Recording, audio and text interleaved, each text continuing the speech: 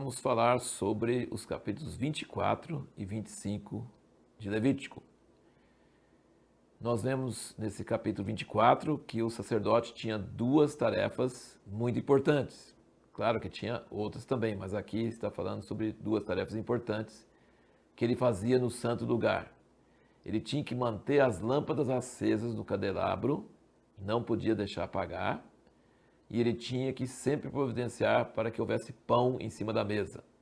Eu lembro de um artista muito famoso, acho que nos Estados Unidos, em algum lugar, que ele sempre fazia casas com luzes nas janelas, porque ele tinha trauma na sua infância de chegar em casa e não tinha pai, a mãe estava trabalhando, e sempre a casa estava no escuro. Então, todas as pinturas dele ele faz com luz.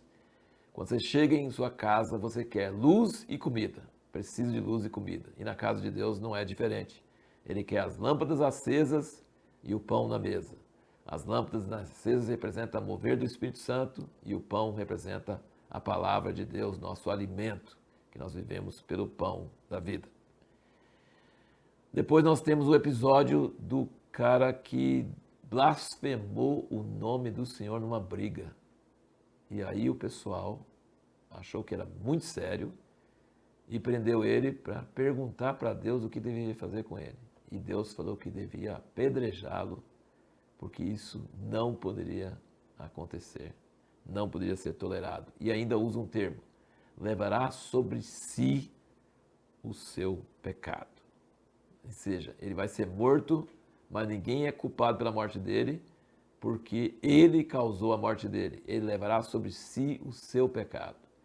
Quando eu li isso, eu pensei, puxa vida, nós precisamos entender que grande obra Jesus fez por nós, porque ele levou sobre si os nossos pecados. Esse infeliz aqui blasfemou o nome de Deus numa hora de raiva, de ira, e morreu e levou sobre si os seus pecados. Mas Jesus levou sobre si os nossos pecados. É uma coisa maravilhosa. E aí nós chegamos no capítulo 25, que fala sobre o ano sabático e sobre o ano do jubileu. Muito importante você entender como Deus gosta desse ritmo, dessa rotina. Ele não é só os dias da semana, 6 dias e o sétimo descanso. 6 anos planta e o sétimo ano descansa. E assim como foi o caso do maná, quando colhia o maná na sexta-feira, ele vinha em dobro, sem eles tentarem, vinha em dobro. E era o suficiente para sexta e sábado. Aí podia sair no domingo e colher.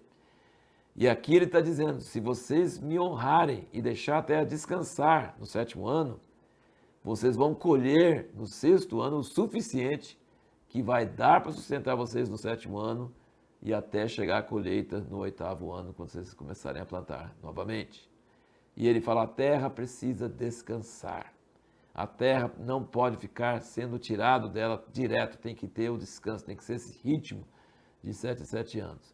E aí quando chega a 49 anos, ou 7 semanas de anos, aí você vai parar no sexto ano, como sempre, e o 49º ano vai ter descanso, e no 50º ano vai descansar também, porque é o ano do jubileu. E aí só vai colher, plantar e colher no outro ano. Aí você vai ficar 2 anos sem trabalhar, sem fazer a terra produzir.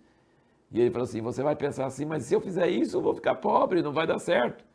Mas na lei de Deus não é assim que funciona. Quando você obedece à lei de Deus, ele faz você prosperar. Já vi testemunho de pessoas que honraram a Deus, seja qual for o dia da semana que eles tiravam, e Deus fez eles prosperar mais do que pessoas que trabalham todo dia e tentando, labutando para tentar conseguir as coisas. Então é isso que é a resposta. Tem vezes que deixar de trabalhar produz mais do que trabalhar. É mais importante honrar a Deus em todas as suas ordenanças e ter esses descansos periódicos do que você ficar trabalhando o tempo todo, tentando produzir, e na verdade vai produzir menos do que a pessoa que descansa e honra a Deus. Deus diz que a terra pertence a Ele. A terra não é de ninguém, a terra pertence a Deus. Mas Ele dá para as pessoas. E tem pessoas que trabalham e tem pessoas que são preguiçosas, certo? Sempre tem isso. E o rico vai começar, aquele que trabalha vai começar a ficar rico, ele vai comprar a terra do pobre, O pobre vai ficar na miséria, vai ter que se vender como escravo, sei lá, naquela época era assim, ficar sem terra. Mas só que acontece o seguinte, no espaço de 50 anos, toda a terra voltava para os donos originais. Então pode ser que o pai era malandro, preguiçoso, perdeu tudo, mas o filho não ia sofrer a consequência do pai. Dentro de alguns anos a terra voltava para ele e ele tinha um novo começo. É uma reforma agrária a cada 50 anos, já pré-programada. Isso é de uma arte, de uma justiça, de uma importância muito grande. Outra coisa que ele diz, os filhos de Israel são meus servos, então vocês não vão escravizar os filhos de Israel. Eles vão trabalhar para você e depois no 7º ano você deixa ele livre. Então, o povo é meu, a terra é minha e vocês obedecem às minhas ordens. Só o fato que vocês saíram da terra do Egito não quer dizer que agora você está livre e solto. Você está livre de Faraó, mas agora eu sou o Senhor e você vai fazer o que eu quero que vocês façam. Ele disse também que em vez de trabalhar o campo e arar e fazer todo aquele trabalho, que ia deixar a terra ociosa, deixar a terra sozinha. Mas a terra sozinha vai ter caído grãos nele, ter caído coisas, ele vai começar a produzir coisas assim por conta própria, né? E ele falou assim, então você pode comer diretamente do campo daquilo que nasce por si mesmo.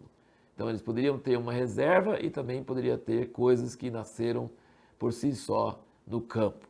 E a última coisa que nós queremos notar aqui é a questão do que o ano de jubileu era proclamado no dia da expiação. Esse dia de aflição de alma, que o sumo sacerdote entrava no Santíssimo Lugar, a cada 50 anos, nesse dia da tristeza, era proclamada uma coisa da maior alegria, que todos os que tinham perdido a terra voltavam para a sua terra.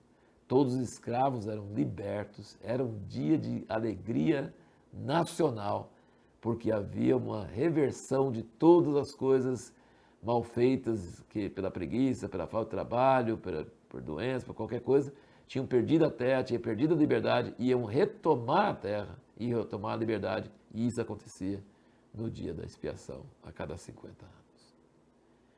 E agora eu tenho uma pergunta muito interessante para nós tratarmos no próximo vídeo, e é a seguinte: se a Bíblia toda fosse uma única música, qual seria o refrão?